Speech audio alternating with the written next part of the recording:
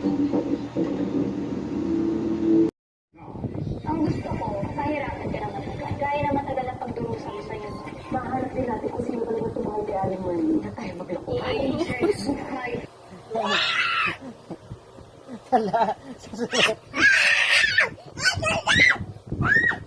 Tala, sa cellphone lang to.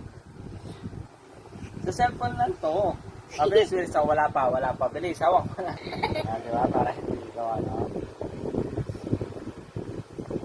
Sa naipis. Sa naipis.